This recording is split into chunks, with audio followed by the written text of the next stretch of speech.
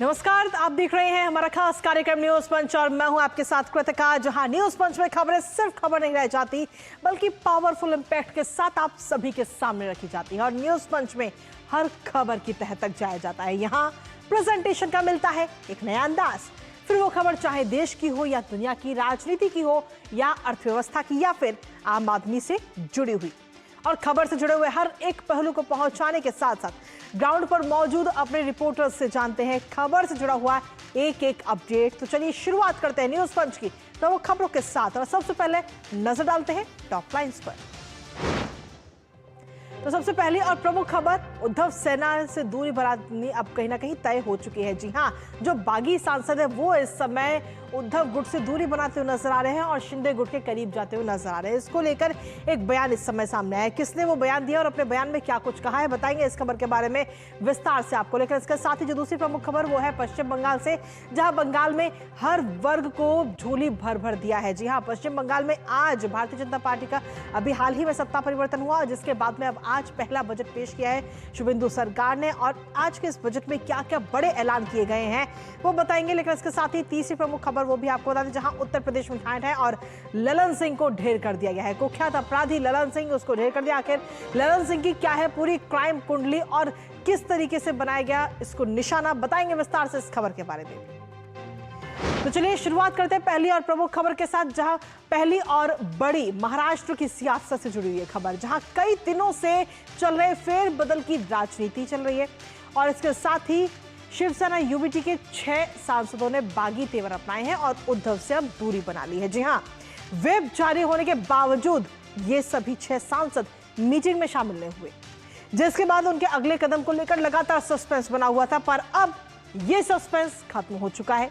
जी हां, मंत्री प्रताप सरनाइक ने ये जानकारी देते हुए बागी सांसदों के शिंदे गुट में शामिल होने पर मोहर लगा दी है। अब ऐसे में उद्धव ठाकरे के नेतृत्व वाली पार्टी के लिए इससे बहुत बड़ा झटका माना जा रहा है। बागी सांसदों की सूची में आखिर किस किस का नाम शामिल है वो आपको बताएंगे, साथ ही जानेंगे अपडेट्स अपने सहयोगी से। उससे पहले आपको दिखाते हैं बागियों को उद्धव नहीं मंजूर। तो जी हां, लोकसभा में अगर हम देखें तो शिवसेना यूबीटी के मात्र 9 सांसद हैं और 9 सांसदों में से 6 के अब कहीं ना कहीं बागी तेवर इस समय नजर आ रहे हैं और अब उनके शिंदे गुट में जाना लगभग तय भी हो चुका है और इसको लेकर प्रताप सरनाइक की तरफ से दावा भी कर दिया गया है और मोहर लगा दी है। तो कहीं ना कहीं उद्धव गुट से अब दूरी बनाते हुए नजर आ रहे हैं बागियों को, अब उद्धव बिल्कुल मंजूर नहीं है। महाराष्ट्र में ये सियासी हलचल इस समय काफी तेज हो चुकी है।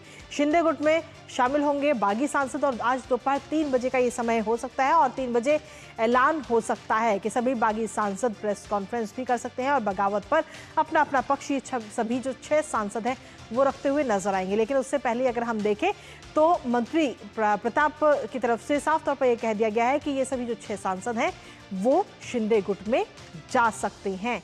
आखिर कौन कौन दामन छोड़ रहा है ये भी आपको बता दें, एक बार नजर हम डाल लेते हैं इस पर भी, जहां आपको बता दें कि अगर नामों की हम बात करें तो संजय जाधव जिनका नाम शामिल है, संजय देशमुख का नाम इसमें शामिल है, साथ ही यवतमाल वाशिम जो कि विदर्भ से सांसद है और साथ ही नागेश पाटिल अष्टिकार का नाम इसमें शामिल है जो कि हिंगोली से सांसद है। ओम राजे निम्बालकर का नाम इसमें शामिल है धाराशिव से और साथ ही भाऊ साहेब वागचौरे का नाम इसमें शामिल है जो कि शिरडी से सांसद है। संजय दीना पाटिल का नाम इसमें शामिल है जो कि मुंबई उत्तर पूर्व से सांसद है। तो ये 6 सांसद जो कि अब बागी तेवर दिखाने के बाद में अब सीधे तौर पर ये कहा जा सकता है कि वो शिंदे गुट में शामिल होते हुए नजर आएंगे। अब ऐसे में बागियों को शिंदे पर भरोसा है और इसको लेकर मंत्री प्रताप सरनाइक ने क्या कुछ बयान दिया है, एक बार वो आपको सुनाते हैं।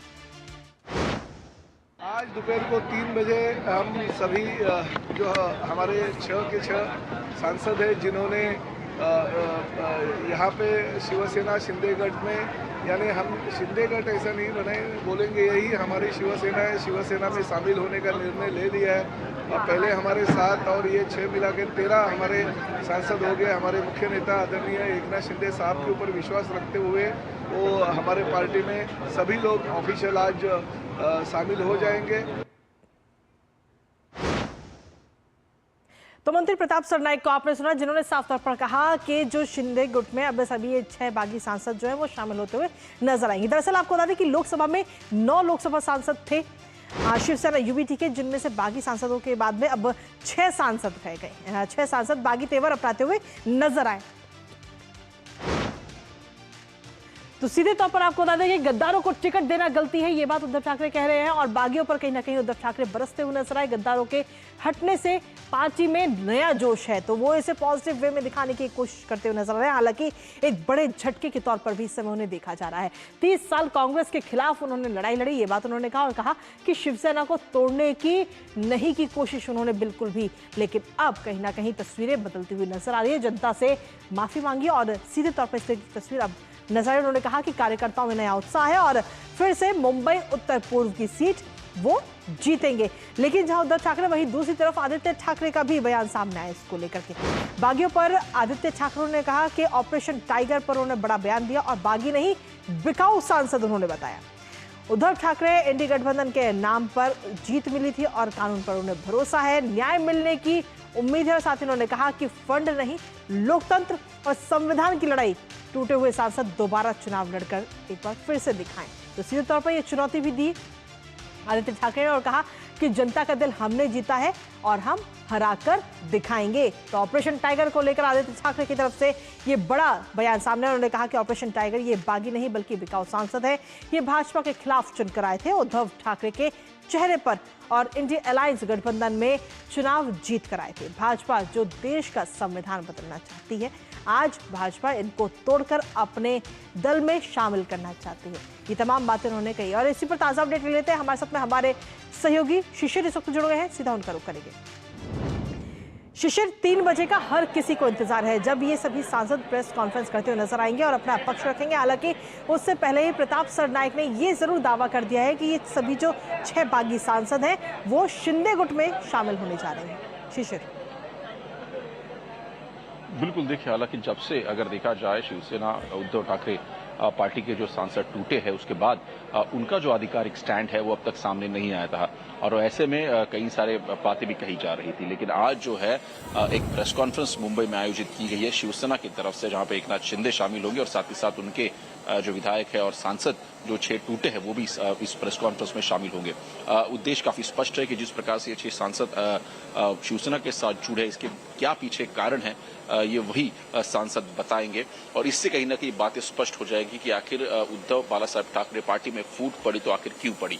कई सारे जो इल्जाम लगाए गए इन सांसदों के ऊपर उद्धव ठाकरे पार्टी की तरफ से और साथ ही साथ जिस प्रकार की भाषा का उपयोग किया गया है जब से ये सांसद टूटे हैं, तो वो भी कहीं ना कहीं देखा जाए तो ये सांसद जो है उस पर भी अपना रुख आज स्पष्ट कर सकते हैं। लेकिन सबसे महत्वपूर्ण बात यह है कि सांसद तो जरूर टूटे हैं, इस वक्त अगर देखा जाए तो बड़ी चुनौती शिवसेना उद्धव बाला साहब ठाकरे पार्टी के सामने है अस्तित्व की। चूंकि जहां तक नंबर्स की बात करें, आंकड़ों की बात करें तो वो तो कम हो चुके हैं। लोकसभा में हमने देखा कि जो उनके सांसद की संख्या थी वो अब जो है 9 से घटकर महज 3 रह चुकी है। वहीं एकनाथ शिंदे शिवसेना की अगर बात करें तो उनके सांसदों की संख्या अब सदन में जो है लोकसभा में बढ़ चुकी है, 6 सांसद उनके साथ जुड़ चुके हैं। तो ऐसे में एक पावर शिफ्ट होता हुआ दिखाई दे रहा है और यही बात जो है उद्धव बाला साहब ठाकरे पार्टी को नहीं रास आ रही। इसलिए हमने देखा कि बयानबाजी तो तेज चल रही है, लेकिन आज आदित्य ठाकरे द्वारा ये कहा गया कि ये सांसद जो है ये फूटे नहीं, ये बिकाऊ सांसद जो मार्केट में अपने आप को बेचने के लिए तैयार थे, उनका बयान आज उन्होंने दिया है। हालांकि इन शब्दों के बाद अब जो सांसद उनसे अलग हुए हैं वो क्या रुख अपनाते हैं, किस प्रकार से जो अपना पक्ष वो सामने रखते हैं, ये सबसे महत्वपूर्ण बात होगी।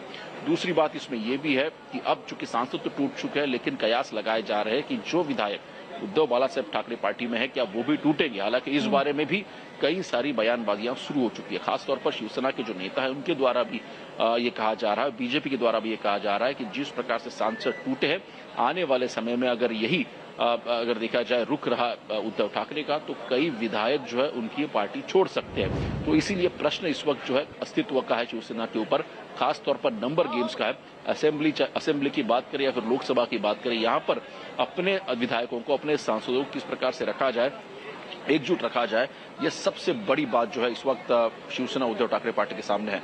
आज की प्रेस कॉन्फ्रेंस के बाद जो मुद्दे अब तक प्रलंबित थे, जो सवाल हालांकि अब तक अगर देखा जाए जवाब नहीं मिले थे, इन सांसदों द्वारा, जो बाकी सांसद है उनके द्वारा जो है उन सवालों का जवाब देने का प्रयास यहां पर उनके द्वारा किया जाएगा और साथ ही साथ उनके साथ शिवसेना पार्टी भी खड़ी रहेगी। जी हाँ, इसके साथ ही आगे की रणनीति भी कहीं ना कहीं नजर आएगी। आप लगातार इस प्रेस कॉन्फ्रेंस पर अपनी नजर बनाए रखिएगा। फिलहाल बहुत बहुत शुक्रिया तमाम जानकारी हमारे साथ साझा करने के लिए।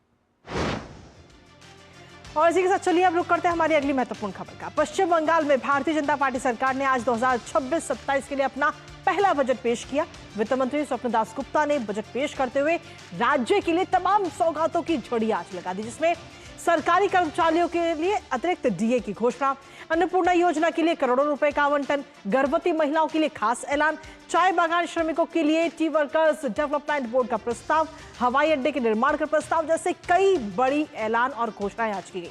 कुल मिलाकर इस बजट में प्रदेश के विकास को रफ्तार मिलती हुई आगे आने वाले समय में नजर आएगी। आखिर और कौन कौन से ऐलान किए गए आज शुभेंदु सरकार की तरफ से आज के बजट में बताएंगे विस्तार से, लेकिन उससे पहले आपको दिखाते हैं पश्चिम बंगाल में धमाका, पहला बीजेपी बजट पेश। तो जी हां, पश्चिम बंगाल में ये धमाका, और इसके सीधे तौर पर ये कहा जा सकता है कि पश्चिम बंगाल में धमाका और पहला बीजेपी बजट ये पेश किया गया, जहां डीए में 20% की बढ़ोतरी की गई और कुल डीए में 38% अब हो चुका है और 1 अक्टूबर से इसे लागू किया जाएगा। पेंशनर्स को 20% राहत मिलेगी सीधे तौर पर। अन्नपूर्णा योजना की अगर हम बात करें तो उसको लेकर भी एक घोषणा की गई। अन्नपूर्णा योजना को 36,000 करोड़ रुपए का बजट और आवंटन किया गया है। कर्मचारियों को बड़ी सौगात दी गई। विकास पर सरकार का सीधे तौर पर जोर है, लेकिन इसके साथ ही महिलाओं पर भी खास तौर पर फोकस शुभेंदु सरकार का रहा है। वित्त मंत्री ने महिलाओं के लिए क्या कुछ घोषणाएं की हैं, एक नजर उस पर भी डाल लेते हैं, क्योंकि सीधे तौर पर छात्रों को 50,000 रुपए की सहायता दी जाएगी। और इसके साथ ही महिलाओं की अगर हम बात करें तो माताओं के लिए 21,000 करोड़ रुपए आवंटित किए गए हैं, जो कि महिलाओं को दिए जाएंगे। गर्भवती महिलाओं को 6 न्यूट्रिशन किट दी जाएंगी। तो खास तौर पर जो आज पश्चिम बंगाल के अंदर बजट पेश किया गया, वो खास तौर पर हम देखें तो महिलाओं पर फोकस, और साथ ही महिलाओं को फ्री बस यात्रा का भी घोषणा इस बजट के जरिए आज की गई। 550 करोड़ रुपए का आवंटन इसके लिए किया गया है और इसके साथ ही दुर्गा सुरक्षा स्क्वाड का भी गठन किया जाएगा। आशा आंगनवाड़ी कार्यकर्ताओं के लिए भी एक खुशखबरी है। जी हां, उनका जो मानदेय है उसमें भी बढ़ोतरी की गई है, 5,000 की बढ़ोतरी, और साथ ही पहले उन्हें 6,250 रुपए मानदेय मिलता था और 210 नए मां आहार केंद्र भी बनाए जाएंगे। तो महिलाओं को लेकर के खासतौर पर फोकस आज के इस बजट में नजर आया। लेकिन इसके साथ ही विकास को किस तरीके से रफ्तार मिलेगी, इंफ्रास्ट्रक्चर की अगर हम बात करें तो उसको लेकर क्या कुछ फैसले लिए गए वो भी आपको बता दें, क्योंकि विकास को रफ्तार मिलेगी। जहां जी राम जी परियोजना के लिए 14,000 करोड़ रुपए मंजूर किए गए, पीएम आवास योजना के लिए 13,000 करोड़ रुपए मंजूर, साथ ही चालू वित्तीय वर्ष में 25 लाख नए लाभार्थी। और इसी के साथ शुभेंदु अधिकारी आखिर अभी फिलहाल क्या कुछ करें, एक बार वो भी आपको सुनाते हैं। ये सेवा 1 जून से चालू भी हो गया है। इसका बाद आप देखिए एजुकेशन सेक्टर में PM Shri national education policy, जो पीएम पोषण के अंदर 4.5 रुपया करके एक मील के लिए भारत सरकार देता है, उसका साथ पश्चिम बंगाल सरकार 3.5 रुपया माने 10 रुपया करके देने का काम आज डिक्लेयर किया, बजट प्रोविजन भी रखा है। 20,000 टीचर, 50,000 पुलिस और 30,000 सरकारी जो वैकेंसी है इस फाइनेंशियल ईयर में उसको फिलअप करने का काम, और यूपीएससी मॉडल फॉलो करके ट्रांसपेरेंट एम्प्लॉयमेंट एडुकेटेड यूथ को देने का काम हम लोग कर रहा है।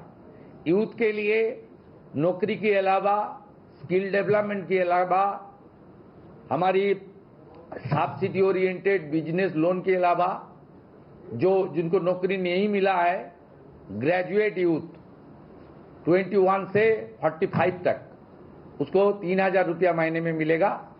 जो ग्रेजुएट नहीं हुआ है एडुकेटेड यूथ, उनको 2,000 रुपया करके देगा। इसमें जो इनकम टैक्स के अंदर जो फैमिली आता है उनको नहीं मिलेगा, दूसरों को मिलेगा।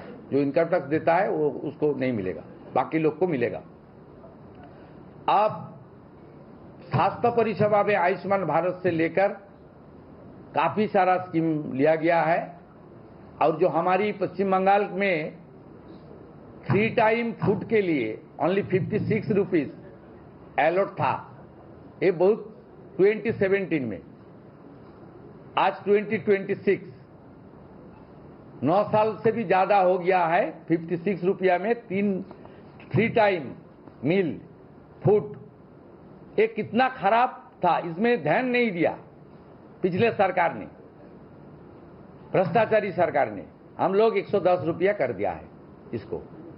ये सारा मुद्दा है 25 लाख प्रधानमंत्री आवास योजना का काम, पीएम क्रॉप इंश्योरेंस का काम, पीएम उषा का प्रोजेक्ट, प्रधानमंत्री सिंचाई योजना, 4 जिला का एग्रीकल्चर सेक्टर के लिए प्रधानमंत्री आपका जो हमारा धनोधान्य स्कीम, इस सबका प्रोविजन है।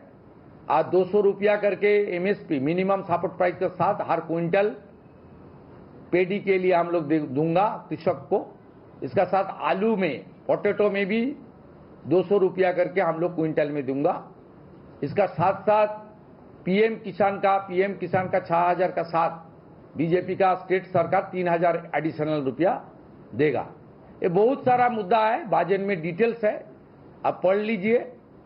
ये इतना कम टाइम में 1.5 महीने हुआ है, इकोनॉमी का हालत इतना खराब है, उसके बाद भी अर्थमंत्री जी ने कैबिनेट को इजाजत लेते हुए एक इंक्लूसिव, अच्छा, प्रगतिशील और बंगाल का जो कमिटमेंट हमारी great prime minister Narendra Modi ji ने दिया था, प्रधानमंत्री जी का, मोदी जी का गारंटी, और अमित शाह जी ने, हमारे गृह मंत्री जी जिन्होंने संकल्प पत्र प्रकाश किया था, वो काम भी हम लोग पूरा करने का कोशिश किया है। आने वाला 1 साल के अंदर आप लोग देख लेना, जनता का जो उम्मीद के द्वारा हम लोग इतना भारी विजय के साथ पश्चिम बंगाल सरकार बनाया, वो उम्मीद को पूरा करने का काम ये राष्ट्रवादी डबल इंजन का सरकार करेगा। डॉक्टर श्यामा प्रसाद मुखर्जी का 125वां जन्म जयंती और यहाँ जो मठ मंदिर है उसको लेकर हेरिटेज कमीशन बनाना, 3000 करोड़ का एक श्री चैतन्य देव प्रभु का तीर्थक्षेत्र सर्किट योजना के अंदर सब मंदिर मठ को संस्कार करना, ये हमारा फर्ज बनता है। हम लोग ये सब काम करूंगा। इसका साथ साथ बहुत सारा इंडस्ट्री में भी हम लोग डिसीजन लिया है, डिक्लेयर हुआ है। जो इंसेंटिव बेस हटा दिया था वो फिर वापस आ गया है। यहाँ इंडस्ट्री लगाइए, आप लोग को कॉरपोरेशन, म्यूनिसिपैलिटी, जिला परिषद में घूमने नहीं पड़ेगा, सब आपको सेंट्रली मिल जाएगा। लैंड सीलिंग भी कंसीडर करूंगा। 5000 करोड़ का इंसेंटिव बेस का पैकेज है। इंडस्ट्री आएगा तो बंगाल में अनएम्प्लॉयड खत्म हो जाएगा, माइग्रेंट लेबर भी घर वापस आ जाएगा। इसी उम्मीद का साथ ये बजट को जनता को पूरा सपोर्ट मिलेगा, ये मेरा विश्वास है। तो पश्चिम बंगाल से सीधी तस्वीरें आपको दिखा रहे थे, जहां पर आज भाजपा सरकार का पहला बजट पेश हुआ, जिसको लेकर शुभेंदु अधिकारी ने प्रेस कॉन्फ्रेंस की और जानकारी दी कि आज इस क्या कुछ घोषणाएं आज के इस बजट में की गई। हमारे साथ हमारे सहयोगी सौरभ इस वक्त जुड़ गए हैं, सीधा उनका रुख करेंगे। सौरभ, सीधे तौर पर हम देखें तो आज का ये बजट पेश किया गया जिसमें कई सारी बड़ी घोषणाएं की गई हैं और खासतौर पर अगर हम देखें तो महिलाओं के लिए खास फोकस रहा आज के इस बजट में। सौरभ, देखिए 5 बिंदु पर इस बजट को किया गया है। 5 बिंदु पर पहला बिंदु ये है कि जीवन शक्ति, शिल्प शक्ति, निर्माण शक्ति, ज्ञान शक्ति, ऐसे 5 शक्ति के आधार पर इस पूरे बजट को डिस्ट्रीब्यूट किया गया है। और सीएम का कहना है कि इस बजट के जरिए हर एक क्षेत्र के, समाज के हर एक क्षेत्र के लिए कुछ ना कुछ है, चाहे वो महिलाएं हैं या फिर युवा हो, बुजुर्ग हो, या फिर जो काम करने के लिए काम करने के जो प्रत्याशी है वो, या फिर सोशल सामाजिक योजना पर अगर आप देखें तो स्वास्थ्य से जुड़कर, शिक्षा से जुड़कर हर एक क्षेत्र के लिए कुछ ना कुछ है।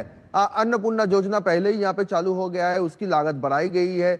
जो महिलाओं के लिए जो फ्री बस राइड, उसमें बजट एलोकेशन है। साथ ही साथ 2 ऐसे पहलू है महिलाओं के लिए, एक नया सुरक्षा दुर्गा सुरक्षा वाहिनी, और जो है गर्ल चाइल्ड के लिए एक वन टाइम 50,000 रुपया, जब तक ड्रॉप आउट ना हो। और ऐसे ही विनियोग में भी बहुत सारे क्षेत्र है, लेकिन जो वादा बंगाल की जनता से भाजपा ने किया था वो वादा कहीं ना कहीं बिल्कुल इसके जरिए विकास दिख को रहा ध्यान में है रखते हुए, इंफ्रास्ट्रक्चर को ध्यान में रखते हुए कई सारी बड़ी घोषणाएं आज की गई। फिलहाल बहुत बहुत शुक्रिया सौरभ, तमाम जानकारी हमारे साथ साझा करने के लिए, इस महत्वपूर्ण खबर से जुड़ी हुई।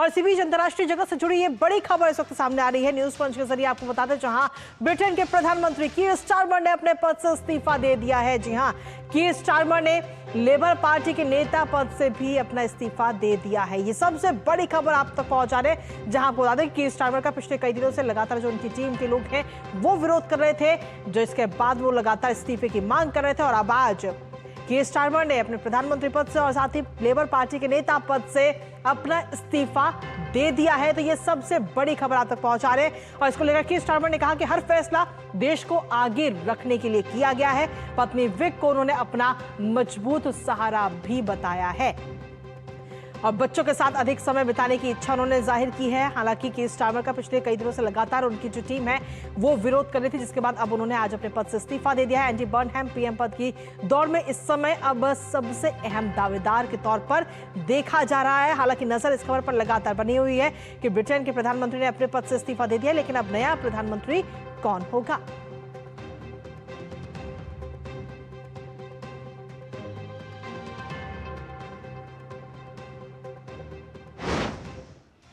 और इसी के साथ चलिए अब न्यूज पंच में आगे बढ़ते हैं और रुक करते हैं हमारी तीसरी महत्वपूर्ण खबर का, जहां अब बात उत्तर प्रदेश की, जहां अपराधी अपराध करने के बाद में बच नहीं सकता किसी भी कीमत पर। और अब एक और अपराधी का खात्मा कर दिया गया है। जी हां, ललन सिंह, कुख्यात अपराधी जिस पर एक नहीं बल्कि 2 सब इंस्पेक्टर समेत 7 हत्याएं, बैंक डकैती और सरकारी हथियार लूटने के आरोप थे।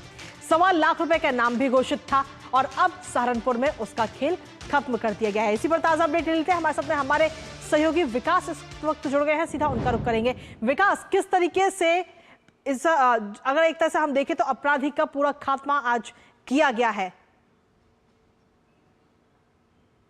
देखिए, ये बेहद ही खतरनाक और कुख्यात अपराधी था और इसने न सिर्फ उत्तर प्रदेश, बिहार में भी तमाम सारी हत्या और डकैती इस तरीके की वारदात की थी और इसने अब तक 7 हत्याओं के मुकदमे थे। 1.25 लाख का इनामी था ललन सिंह उर्फ ललन। 2022 में इसके 2 भाई अपने भाइयों के साथ मिलकर हत्या और डकैती का काम करता था। 4 साल पहले इसके 2 भाई एनकाउंटर में मार दिए गए थे। ये पुलिस हिरासत से फरार हो गया था और इसके बाद लगातार ये इस तरीके की घटनाओं को अंजाम दे रहा था। वाराणसी में भी सब इंस्पेक्टर की इसने हत्या की थी। तो इसके मंसूबे देखिए, अभी देर रात जब इसके एनकाउंटर हुआ है, आज सुबह तकरीबन 3 बजे, तो जब एसटीएफ की टीम ने इसको रोकने का प्रयास किया है तो इसने स्टेन गन से फायरिंग की है, जिसमें एक एडिशनल एसपी और एक इंस्पेक्टर, चूंकि वो बुलेट प्रूफ जैकेट पहने हुए थे तो उनकी जान बच गई। नहीं तो इसके बाद क्रॉस फायरिंग की जाती है, आत्मरक्षा है, तो एसटीएफ ने जब गोली चलाती है तो इसको गोली लग जाती है और इसको इलाज के लिए ले जाया जाता है, जहां बाद में यह मृत घोषित होता है। लेकिन इसका आपराधिक इतिहास बहुत खतरनाक था। ये बहुत ही दुर्दांत तरीके का अपराधी था। ये पुलिस वालों तक को मारता था और ATM, mobile van, ATM van, डकैती, ये सब इसके लिए बहुत आसान कार्य हुआ करते थे। तो एक बड़ा नाम था अपराध जगत में, पूर्वांचल से लेकर बिहार तक इसका खौफ था और इस अपराधी को यूपी एसटीएफ ने मार गिराया है। ये बड़ी कामयाबी है एसटीएफ के लिए। ठीक है, बहुत बहुत शुक्रिया विकास, तमाम जानकारी और अपडेट्स हमारे साथ साझा करने के लिए, इस महत्वपूर्ण खबर से जुड़े हुए। और इसी के साथ चलिए अब रुक करते हैं हमारी अगली महत्वपूर्ण खबर का, एक और खेल जगत से जुड़ी हुई, जहां अब बात फीफा विश्व कप की, जहां धड़ाधड़ गोल हो रहे हैं, जो पुराने रिकॉर्ड हैं वो टूट रहे हैं और नए इतिहास रचे जा रहे हैं। जी हाँ, एक तरह से हम देखें तो सालों बाद एक बड़ा रिकॉर्ड हुआ है और पहली बार 33 मैच में 100 गोल हुए हैं और गोल दागने का मीटर भी सुपर हाई हो चुका है। किस तरीके से रोमांचक रहा है मैच, एक नजर उस पर डाल लेते हैं, क्योंकि इस मैच की अगर हम बात करें तो काफी रोमांचक की ये सफर नजर आ रहा है फीफा वर्ल्ड कप का इस बार, और हर किसी की नजर इस पर बनी हुई है। जो टीमें इस बार एक दूसरे को लेकर के दावेदारियां तमाम पेश कर रही हैं। बेल्जियम और ईरान की बात करें तो बेल्जियम और ईरान के बीच मैच ड्रॉ रहा है और गोल रहित ये मुकाबला रहा है। यहां तक कि एक तरह से हम कह सकते हैं कि गोल का खाता ही नहीं खुल पाए दोनों टीमों का। दोनों टीमों को एक एक अंक नहीं, और बल्कि रोमेलो लुकाकू का जो जादू है वो कहीं ना कहीं चलता हुआ इस मैच में नजर आया। बेल्जियम के नाथन न्योर को रेड कार्ड, तो वहीं बेल्जियम की मुश्किलें अब कहीं ना कहीं इसके जरिए बढ़ी हैं। नॉकआउट में पहुंचना इस समय काफी ज्यादा मुश्किल नजर आ रहा है। वहीं ईरान की अगर हम बात करें तो ईरान के पास में अभी एक और मौका है, नॉकआउट में पहुंचने की कोशिश अभी एक बार और की जा सकती है। तो जहां बेल्जियम की ये बात रही, ईरान की बात रही, लेकिन इसके साथ ही कैप वर्डे जिसने पहली बार इस बार उतरी है और उससे पहले भी अगर हम देखें तो पिछले मैच में भी कैप वर्डे ने सभी को चौंका दिया था, अब एक बार फिर से चौंका दिया है। 2 बार के WC को उसने वर्ल्ड कप को झटका दिया और उरुग्वे के ड्रॉ पर उसे रोक दिया है। 2-2 से ड्रॉ रहा है ये मैच और कैप वर्डे की टीम की अगर हम बात करें तो काफी बेहतरीन प्रदर्शन रहा है और इस बार वो पहली बार ही डेब्यू कर रही है, लेकिन किसी को उम्मीद नहीं थी कि कैप वर्डे की टीम इतना बेहतरीन प्रदर्शन करती हुई नजर आएगी। हालांकि अगले मैच की अगर हम बात करें तो अगला मुकाबला उसका सऊदी अरब से होगा, जहां ग्रुप एच में नॉकआउट की दौड़ जारी है और उरुग्वे पर तलवार इस समय लटकी हुई है। हालांकि कैप वर्डे आखिर किस तरीके से अगले मैच में प्रदर्शन करती है, क्या जो पहले 2 मैच रहे हैं उसी तरीके का प्रदर्शन देखने को मिलेगा, ये देखना होगा। हालांकि मिस्र की अगर हम बात करें तो मिस्र ने इतिहास रच दिया है, न्यूजीलैंड पर 3-1 से ऐतिहासिक जीत दर्ज की, विश्व कप इतिहास में पहली जीत दर्ज की। 92 साल के बाद विश्व कप में परचम लहराया मिस्र की टीम ने। और हमारे साथ हमारे सहयोगी गौरव इस समय जुड़ गए हैं।